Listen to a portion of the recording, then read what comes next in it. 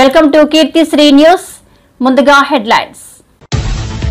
BRS నేతలతో సమావేశంలో పాల్గొన్న ఎమ్మెల్సీలు కవిత, పోచంపల్లి శ్రీనివాసరెడ్డి, కేటీఆర్ తో సమావేశంలో పాల్గొన్న మాజీ ఎమ్మెల్యేలు, మహిళా నేతలు. వరంగల్లో జరిగే రజతోత్సవ సభ ఏర్పాట్లపై చర్చించిన కేసీఆర్.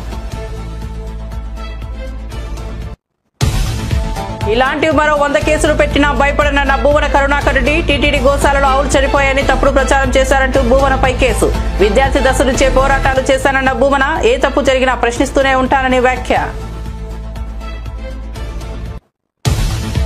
కాంగ్రెస్ పట్ల ఎలా ఉండాలో కేటీఆర్ సర్టిఫికేట్ అవసరం లేదన్న కిషన్ రెడ్డి. హైదరాబాద్ స్థానిక ఎన్నికల్లో కాంగ్రెస్ బీఆర్ఎస్ ఎందుకు పోటీ చేయడం లేదని ప్రశ్న. బీజేపీని ఓడించే ఏకైక లక్ష్యంతో కాంగ్రెస్ బీఆర్ఎస్ పనిచేస్తున్నాయని విమర్శ.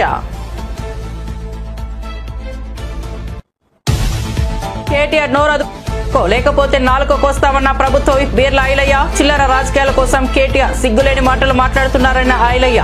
ఎన్నిసార్లు హెచ్చరించినా కేటీఆర్ తీరు మారడం లేదని మండిపాటు. మనం ఏడుస్తున్నామని మోదీ అంటున్నారని స్టాలిన్ ఫైర్. కేంద్ర నిధుల కోసం తమిళనాడు ప్రభుత్వం ఏడుస్తోందని మోదీ అంటున్నారని స్టాలిన్ మండిపాటు. మోదీ చేసిన వ్యాఖ్యలు సరికాదన్న సీఎం.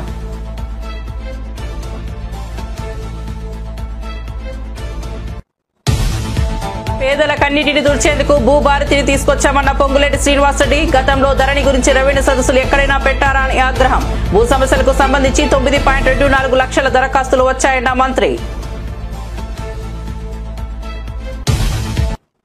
ఇక వార్త వివరాల్లోకి వెళ్తే, టీటీడీ గోశాలలో 100కు పైగా గోవులు చనిపోయాయని అసత్య ప్రచారం చేశారంటూ వైసీపీ నేత భూమన కరుణాకర్ రెడ్డిపై కేసు నమోదైన సంగతి తెలిసిందే.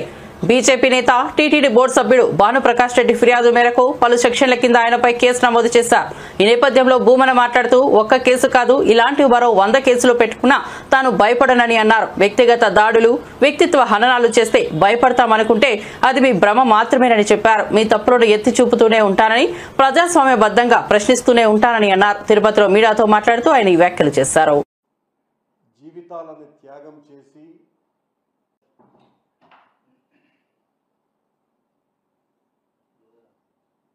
నిన్న తిరుమలలో, తిరుపతిలో ఎన్నడూ లేని విధంగా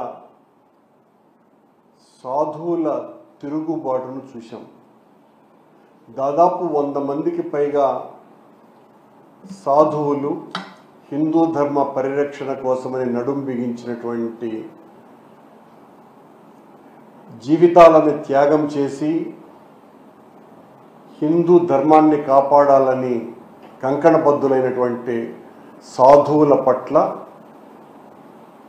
ప్రభుత్వం ఎంత అమానుషంగా వ్యవహరించింది అంటే, వాళ్ళు కోరినటువంటి కోరిక ఏంటి? గతంలో మేము ప్రభుత్వంలో ఉన్నప్పుడు మేమేదో ముంతాజ్ హోటల్కు అనుమతులు ఇచ్చామని మా మీద ఇష్టం వచ్చినట్టుగా మాట్లాడినటువంటి తెలుగుదేశం పార్టీ, జనసేన పార్టీలు, బీజేపీ పార్టీలు వాళ్ళు అధికారంలోకి వచ్చిన తర్వాత అదే హోటల్కు అనుమతి ఇవ్వటం. అంతవరకు మేము అనుమతులు ఇవ్వలేదు. ఆ హోటల్కి అనుమతులు ఇచ్చినందుకు ఇది అన్యాయము అని నినదించినటువంటి సాధు పుంగవులను రౌడీల కంటే, సంఘ విద్రోహుల కంటే నీచాతి నీచంగా చూసి, పశువుల్ని తోసినట్టుగా తోసి వాళ్ళనందరినీ కూడా ఒక పనికిమాలిన వ్యాన్లలో కుక్కి వాళ్ళనందరినీ బాకరాపేట అడవుల్లో వదలటం జరిగింది. బాకరాపేట పోలీస్ స్టేషన్ దగ్గర ఎంత దుర్మార్గంగా వ్యవహరిస్తుంది. హిందూ ధర్మ పరిరక్షణ కోసమని మేము ప్రాకులాడతాం, కట్టుబడి ఉన్నామని చెప్పేటువంటి చంద్రబాబు నాయుడు గారు, పవనానంద స్వాముల వాళ్ళ హయాంలో తిరుమల చరిత్రలోనే ఎన్నడూ లేని విధంగా దాదాపు 2000 సంవత్సరాలకు పైగా లిఖిత చరిత్ర ఉన్నటువంటి కొండ మీద ఇలా సాధువులు తిరుగుబాటు చేసినటువంటి సంఘటన ఒక్కటి కూడా లేదు. అలాంటిది ఈ రోజున కూటమి ప్రభుత్వం చేస్తున్నటువంటి ఈ అరాచకానికి వ్యతిరేకంగా వాళ్ళందరూ తిరుగుబాటు చేస్తే, నినదిస్తే వాళ్ళ పట్ల, సంఘ విద్రోహక శక్తుల పట్ల ఏ రకంగా అయితే వ్యవహరిస్తారో అలా ఆ కాషాయాంబరదారులందరినీ కూడా ఈడ్చి పారేసింది కూటమి ప్రభుత్వం. ఇంతకంటే హిందూ ధర్మానికి అవమానకరమైనటువంటి సంఘటన భారతదేశంలోనే జరగల. అది మత కల్లోలాలు ఉన్నటువంటి ప్రదేశాలలో కూడా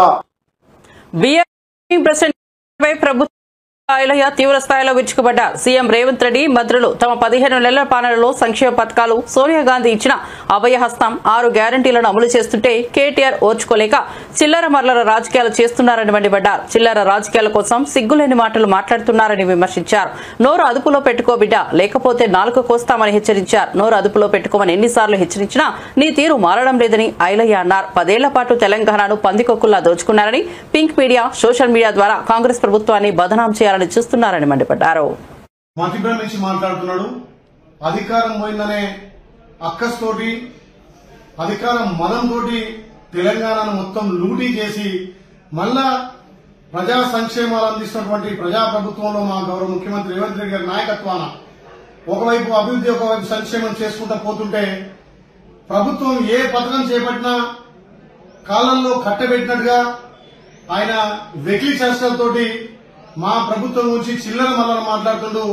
కేటీఆర్ నోరు అదుపులో పెట్టుకో, లేకపోతే నీ నాలుక కోసం బిడ్డ, ఎన్నిసార్లు హెచ్చరించినా 10 ఏళ్లు తెలంగాణ సంపదను పందికొక్కుల్లాగా దాచుకొని ఆ సంపదతోటి మీ పింక్ మీడియా ద్వారా గానీ, మీ సోషల్ మీడియా ద్వారా మా ప్రభుత్వాన్ని బదనాం చేయాలని చెప్పి చూస్తున్నారు.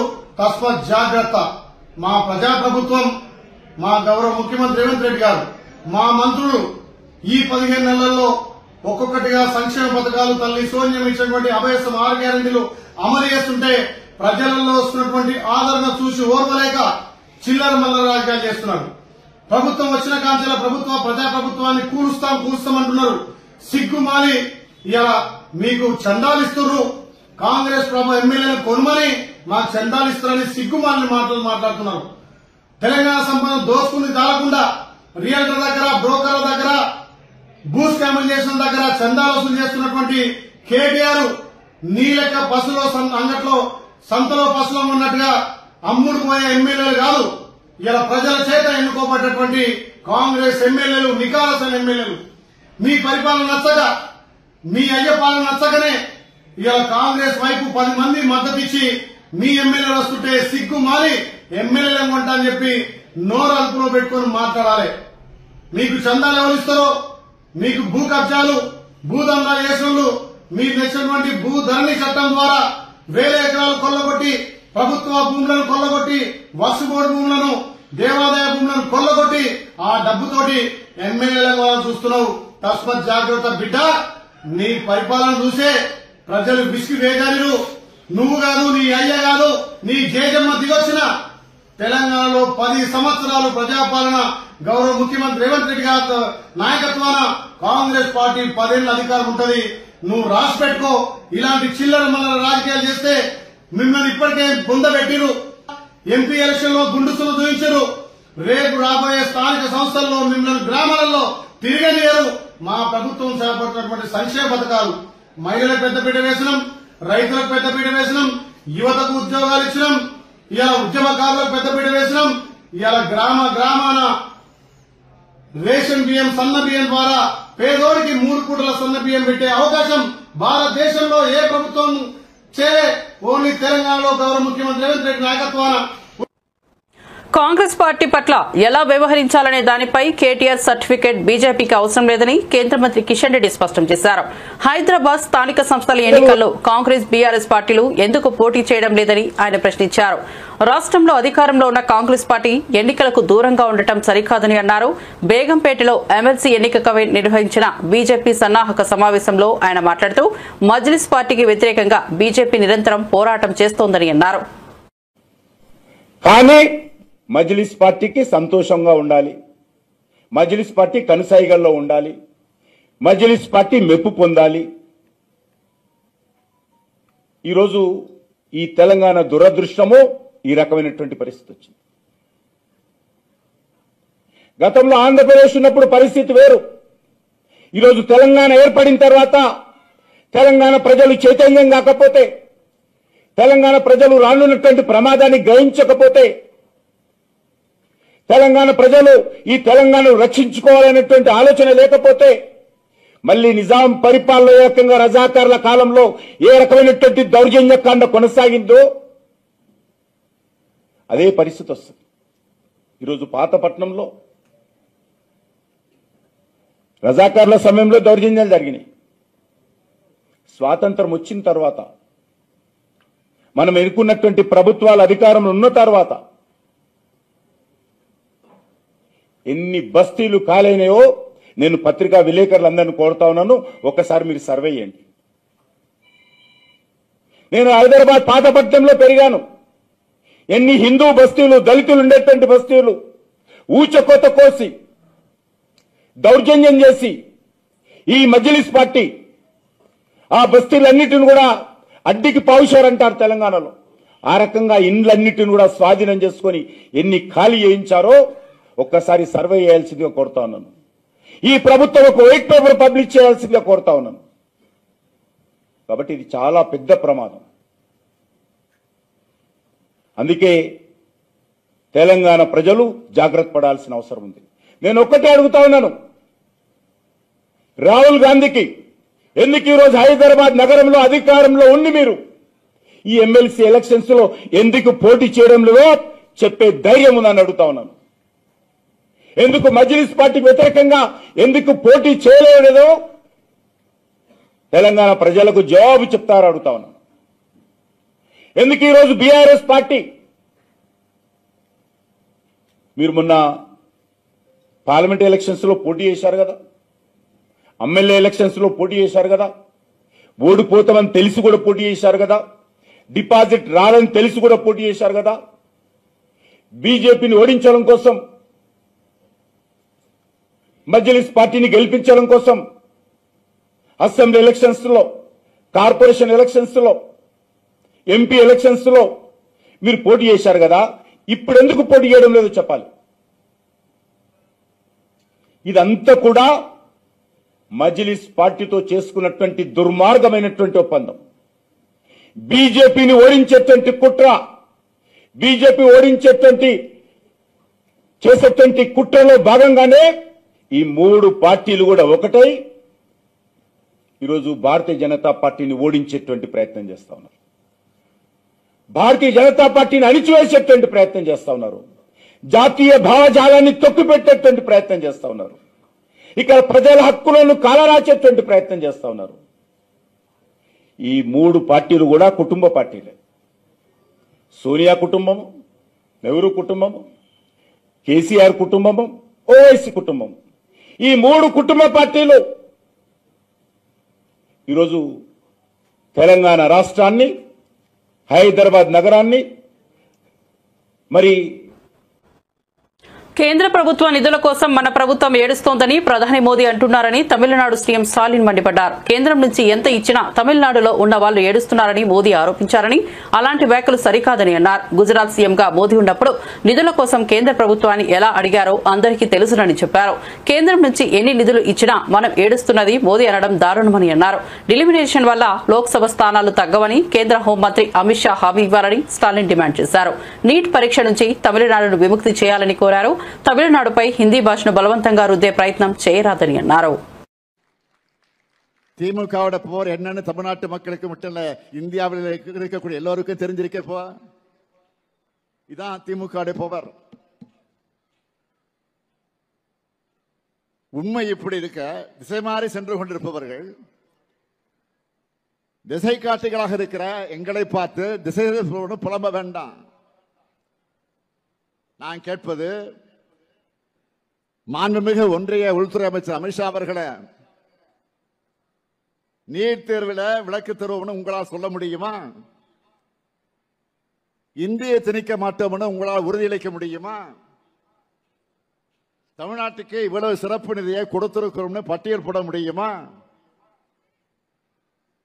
தொகுதி மறுசீரமைப்பால தமிழ்நாட்டோட பிரதிநிதித்துவம் குறையாதுன்னு வாக்குறுதி கொடுக்க முடியுமா?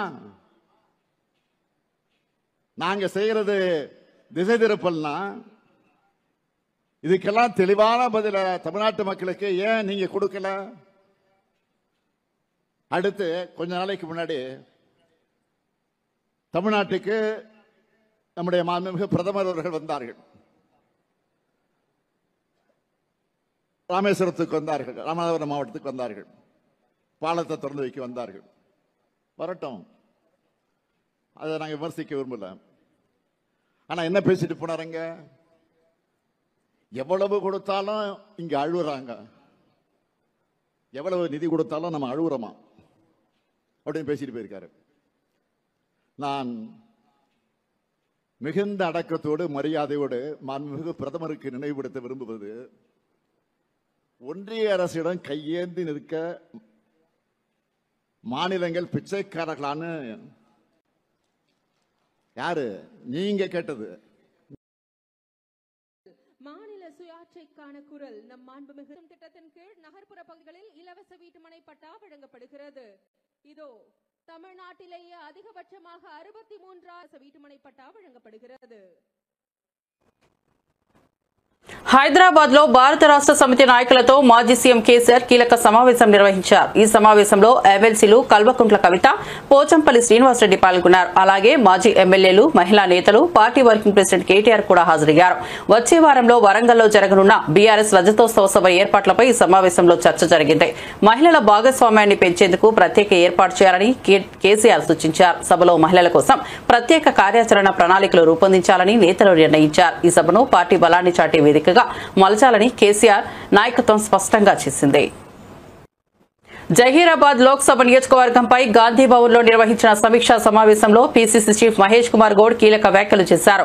ప్రభుత్వ సంక్షేమ అభివృద్ది పథకాలను ప్రజల్లోకి విస్తృతంగా తీసుకెళ్లాలని నాయకులకు సూచించారు.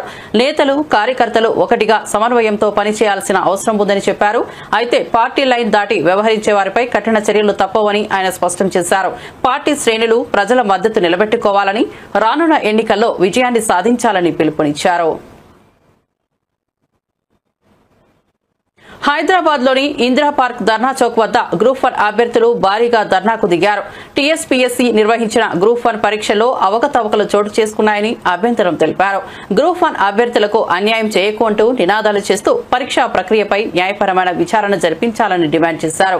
ఈ వ్యవహారాన్ని జ్యుడిషియల్ కమిటీకి అప్పగించి సీబీఐ విచారణ జరపాలని అభ్యర్థులు ప్రభుత్వాన్ని కోరుతున్నారు. న్యాయం కోసం తాము శాంతియుతంగా పోరాడతామని స్పష్టం చేశారు.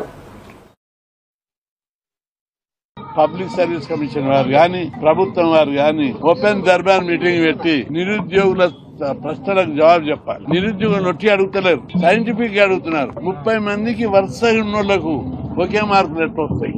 ఒకటి ఇంగ్లీష్ మీడియం వాళ్ళకి వచ్చి తెలుగు మీడియంలోకి ఎందుకు రావడం లేదు? ఒక కులానికే ఎక్కువ మందికి ఎక్కువ మార్కులు ఎట్లొచ్చినాయి? ఈ విధంగా ఒక పద్ధతి ప్రకారం కుట్రపూరితంగా ఎస్సీ బీసీలను అణచివేసి కుట్రల భాగంగానే గ్రూప్ 1 ఫలితాలు రద్దయి బీసీలను పెట్టి బీసీల గొంతుకు వస్తున్నారు. కాబట్టి దీని మీద మీరు మర్చిపోయి ఈ రోజు ఆనాడు ముఖ్యమంత్రి రేవంత్ రెడ్డి గారు ఈ గుండె అలసిపోయినటువంటి ఈ గుండె మీద మాత్రం తన్నకండి. మీకు చాలా చాలా చాలా అంటే చాలా విధాలుగా మేము సహాయం చేశాము. కానీ ఆ సహాయాన్ని మీరు మర్చిపోయి ఈ రోజు ఆనాడు బలిదేవత అన్నటువంటి సోనియా గాంధీ యొక్క బర్త్డే రోజు మమ్మల్ని బలి చేయడానికి మీరు బలి చక్రవర్తిగా మీరు ప్రవర్తిస్తా ఉన్నారు. మీరు బలి చక్రవర్తిగా ఒక్క సోనియమ్మను ఆనందపరచడానికి 40 లక్షల మంది అమ్మలను, తెలంగాణ నిరుద్యోగుల యొక్క అమ్మలను మీరు అన్యాయంగా మీరు బాధపెడతా ఉన్నారు. ఈ ఉతురు మాత్రం ఊరికే పోదు. జాగ్రత్తగా మీరు కూడా ఈ యొక్క కేసులని అన్ని క్లియర్ అయిపోయిన తర్వాతనే మా యొక్క గ్రూప్ 1 ఎగ్జామ్ కానీ, గ్రూప్ 2 ఎగ్జామ్ కానీ, గ్రూప్ 3 ఎగ్జామ్ కానీ కండక్ట్ చేయవలసిందిగా కోరుతా ఉన్నాం. రాష్ట్రంలో భూ సమస్యలు, పేదల ఆస్తుల రక్షణ కోసం భూభారతి చట్టాన్ని తీసుకొచ్చామని మంత్రి పొంగులేటి శ్రీనివాసరెడ్డి వెల్లడించారు. గత ప్రభుత్వ హయాంలో ధరణి వ్యవస్థపై ఎటువంటి అవగాహన కార్యక్రమాలు చేపట్టలేదని ఆయన విమర్శించారు.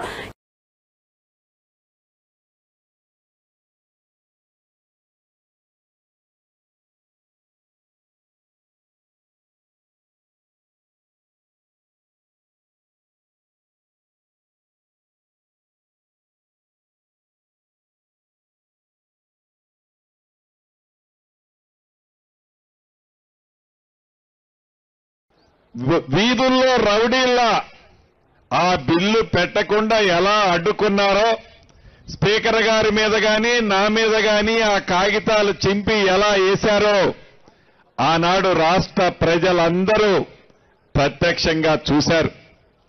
అయినా వాళ్ళకి జ్ఞానోదయం రాలే.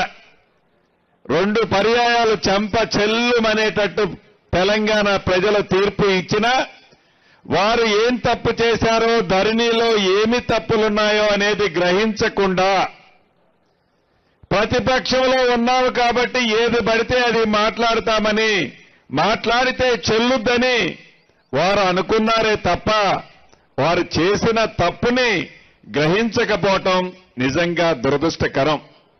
ఈ వేదిక మీద నుంచి వారిని ఒక్కటే అడగదలుచుకున్నాను. అయ్యా, మీరు 2020 చట్టం చేశారు. చట్టము చేసిన తర్వాత చట్టాలలో లొసుకులు, మీ స్వార్థము, మీ వ్యవహారము అది తర్వాత మాట్లాడతాను. 2020 చట్టం చేసిన తర్వాత ఏ పొద్దైనా, ఏ ఊళ్ళోనైనా, ఏ వార్డులోనైనా ఇటువంటి రెవెన్యూ సదస్సుని మీరు పెట్టగలిగారా?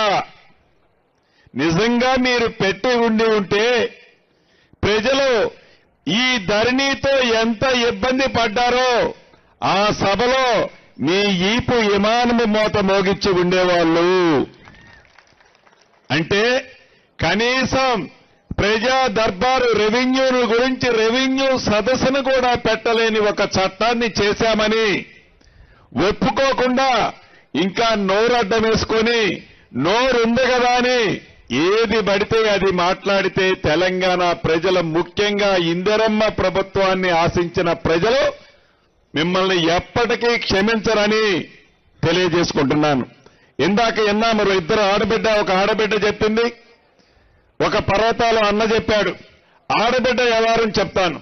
ముందుగా ఏదైతే ఆనాడు 2020 చట్టం చేసేటప్పుడు చట్టం చేయటానికి 2 రోజుల ముందు, చట్టం వేసిన తర్వాత 2 రోజుల తర్వాత ఆన్లైన్లో సాదా బైనామాలు, అంటే మీ తాతనో, మీ తండ్రినో, మీ ముత్తాతనో ఎవరి దగ్గరనో ఒక 5 ఎకరాలు భూమి కొని ఆనాడు రిజిస్ట్రేషన్ ఛార్జీలన్నా మిగులుతాయి కదా అని తెల్ల కాగితం మీదనో 10 రూపాయల స్టాంపు మీదనో ఒక కాగితం రాసుకున్నారు. ఆ రాసుకున్న కాగితం నిజం. ఆ రాసుకున్న కాగితాన్ని భూమిలో ఆ రైతన్న, ఇందాక ఆడబిడ్డ సాగులో ఉంది, మీరు చట్టం తీసుకొచ్చారు, అప్లికేషన్లు పెట్టుకోమన్నారు. ఆ అప్లికేషన్లు ఆన్లైన్లో మా ఆడబిడ్డ కూడా పెట్టిందని చెప్పింది. అప్లికేషన్లు అయితే పెట్టుకోమన్నారు కానీ చట్టంలో సాదా వైనామాలకు సంబంధించిన అంశాన్నే ఎత్తేశారు మీరు. అంటే ప్రజలని, రైతులని, గిరిజన ప్రాంతంలో ఉండే నిరుపేద పేదలని ఎలా మధ్య పెట్టాలో మోసం చేశారు ఆనాడు మీరు ఆ చట్టంలో.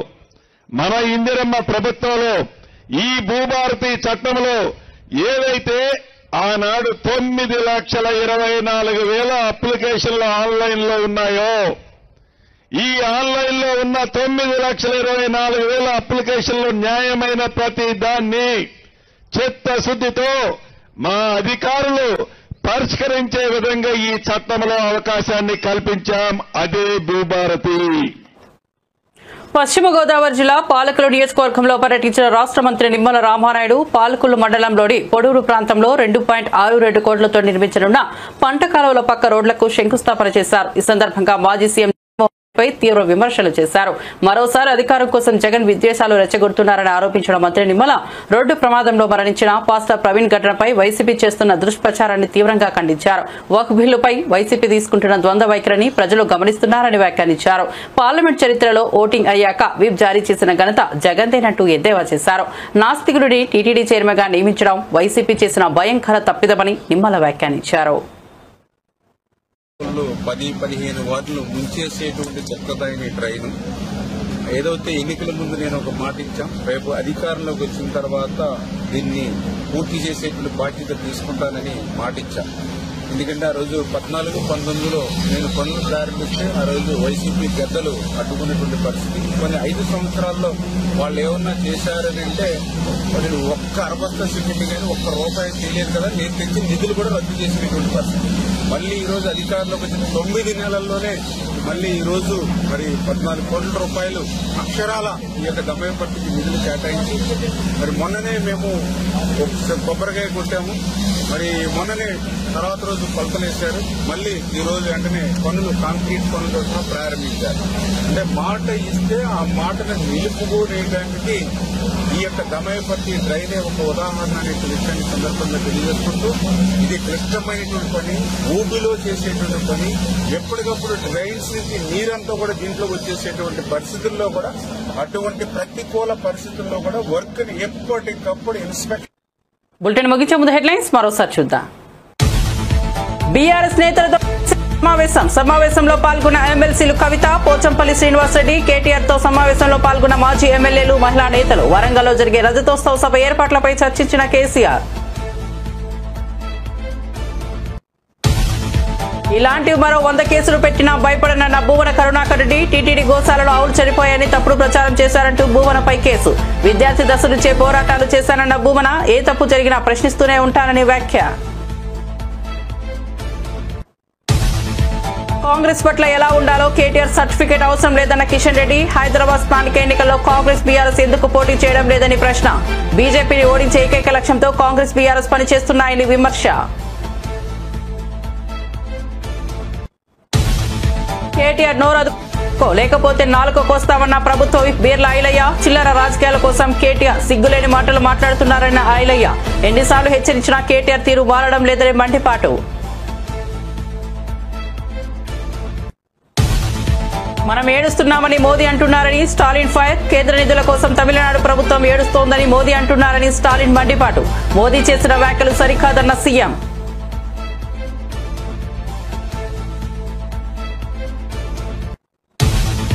పేదల కన్నిటిని తుడిచేందుకు భూభారతిని తీసుకొచ్చామన్న పొంగులేటి శ్రీనివాసరెడ్డి. గతంలో ధరణి గురించి రెవెన్యూ సదస్సులు ఎక్కడైనా పెట్టారా అని ఆగ్రహం. భూ సమస్యలకు సంబంధించి 9.24 లక్షల దరఖాస్తులు వచ్చాయన్న మంత్రి. మరిన్ని అప్డేట్స్ గురించి చూస్తూ ఉండండి కీర్తి శ్రీ న్యూస్.